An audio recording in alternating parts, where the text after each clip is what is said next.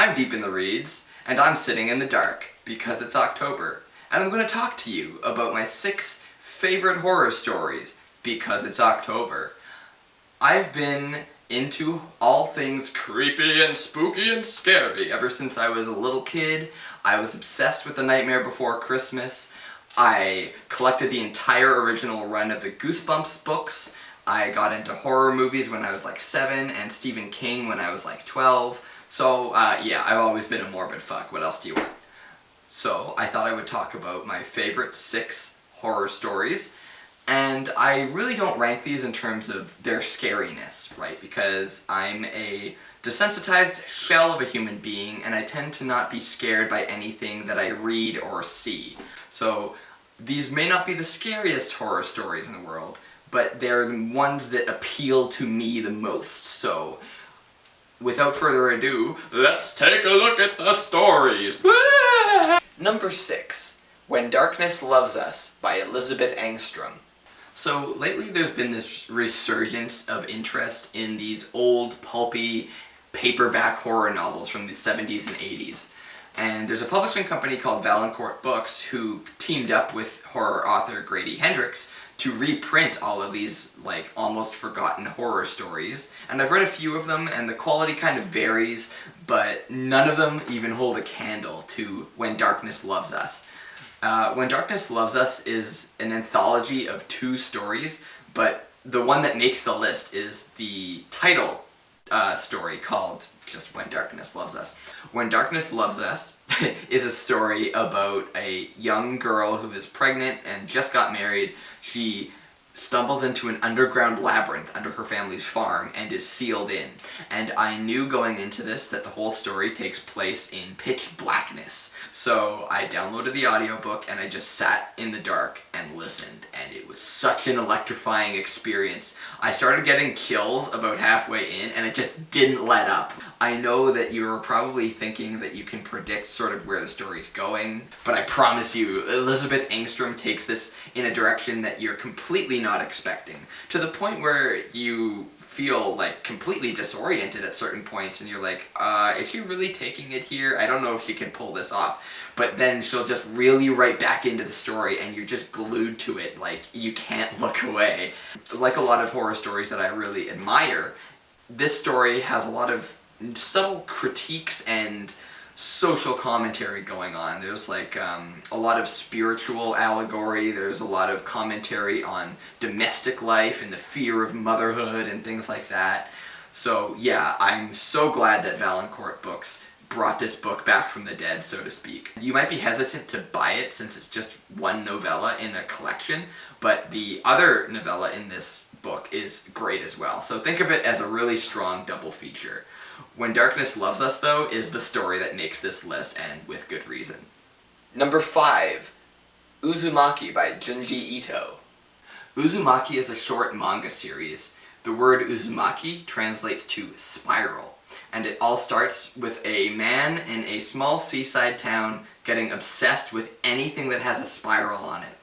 And that sounds strange, and that's because it is. Junji Ito's ideas are so weird and out there, it's something you'd never think of, but he manages to make it into the most absolutely nightmarish scenarios that, like, it blows your mind that he can take something as simple as a shape and just over and over again hit you over the head with new ways to make it horrifying. People in the town become fanatical, they become cursed, they become deformed by the spirals, and things all lead to this really insane climax. Like, there's this palpable sense of dread over the whole story that just builds and builds and builds, and it's made all the more compelling by Junji Ito's excellent horror art. There's points in the story where you're hesitating to turn to the next page because you're like, oh, what is he gonna show me next? And some of the scenarios are so over the top, and he's aware that they're over the top, that he pulls the humor out of them, even though what you're seeing is horrifying. So it's kind of like this twisted blend of surrealism and body horror and dark humor. Most of the story is linear, it sort of builds, but in the middle section, things get sort of episodic and turn into all these little self-contained stories. And that's where some people kind of fall off from reading it. But, like, trust me, just push through to the end, because that ending arc of the story is so good. It's, like, peak horror. Junji Ito is like nobody else out there. You should read at least something by him, and Uzumaki is the quintessential Junji Ito story, so seek it out. It's definitely worth your time, and you'll never look at spirals the same way again. Number 4, The Shining by Stephen King. I used to be a huge Stephen King fanatic. When I was in junior high and high school, I literally read nothing but Stephen King novels. But as an adult, I've had the time to go back and reevaluate a lot of his work, and unfortunately I find him to be pretty hit and miss. But some of his books really hit, and The Shining is definitely one of them. It's my favorite of his horror novels. It's about the Torrance family, who are financially strained, they're on the verge of divorce, and Jack, the father and husband, gets a job as a hotel caretaker, way up in the mountains. So during winter, they get snowed in and they have to take care of this hotel, and of course it's haunted. But it's a lot more than just a haunted house novel, which is why I love it so much. The ghosts are, of course, the horrors of the past, but they are paralleled in the family themselves, who have their own skeletons in their closet. So addiction and abuse and strange psychic powers all come to the fore in this basically echo chamber that amplifies all of the tensions within this little family. I really love the way that the tension ratchets up and the supernatural aspects of it ratchet up, but Stephen King always keeps one foot in reality. The characters are very well realized. Jack Torrance is my favorite Stephen King character. And it all feels really grounded because you know in the back of your mind that Stephen King is addressing a lot of real-world issues, and he's using a lot of social commentary. He's pulling from his own experience with addiction to inform Jack Torrance's character arc. And he uses flashback extensively in The Shining, which makes it seem a little slow-paced if you're not used to Stephen King's writing style, but it's so meticulously well thought out. It's not plotting at all like some of his later novels are. The only problem I really have with The Shining is that I don't really like the ending. I personally think the movie did a far better job with the ending, but, you know, for the most part, it's a really engaging work, and although I sometimes hesitate to recommend it as your first Stephen King novel, since it's a little bit slower than, say, Pet Sematary is, it's my favorite of his for sure, so check it out. Number 3, I Am Legend by Richard Matheson. Have you ever seen that big stupid Hollywood blockbuster with Will Smith? You can forget it. Just throw it away, burn it, kill it with fire. Unlike that movie, I Am Legend, the novel, is a work of genius. It's a really intriguing blend of horror and science fiction and a man against self drama. It takes place in a world where vampires have taken over, and as far as the main character is concerned, he's the only living human left.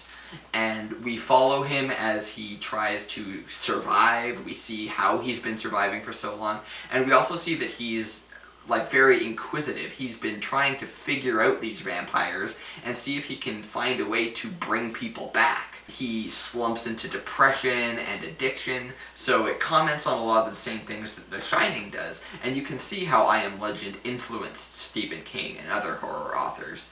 But it also deals with the nature of morality and legacy, like what you leave behind after you die, as we see the character grappling with the reality of this new world.